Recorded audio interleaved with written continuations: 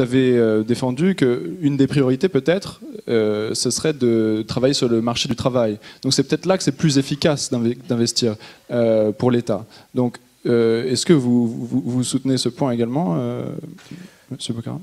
Je voudrais rebondir sur l'idée d'évaluation, parce qu'on a parlé de l'évaluation pour les dépenses de l'État, pour la sécurité sociale, mais les crédits bancaires, qui les évalue?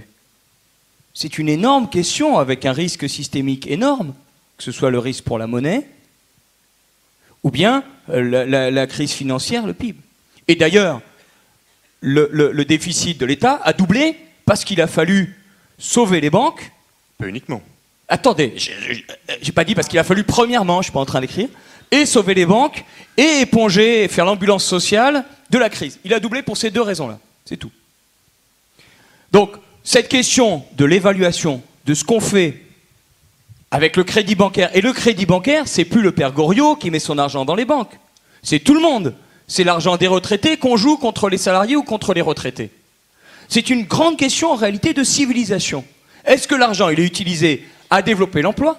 Parce que l'emploi, c'est pas le ghetto dont on va parler sans parler de la finance. Comme quelqu'un qui dirait, on parle de l'écologie, on va parler du Prévert qui est à côté, excusez-moi pour le poète, ou des petites montagnes isolées, mais on va pas parler de tout l'air pollué sur le périphérique ou sur Paris. On parle de l'air pollué aussi. Donc l'emploi, il est lié à cette finance. Et le grand économiste qui est Keynes, il a dit les deux choses sont liées. Donc, ce crédit, est-ce qu'on évalue s'il développe l'emploi? Non. On le donne pour la spéculation, pour les délocalisations, pour, par exemple, Sanofi a eu 16 milliards à 2% en 2001 ou 2002. Que fait la police? Et la police des banques, c'est la Banque Centrale Européenne.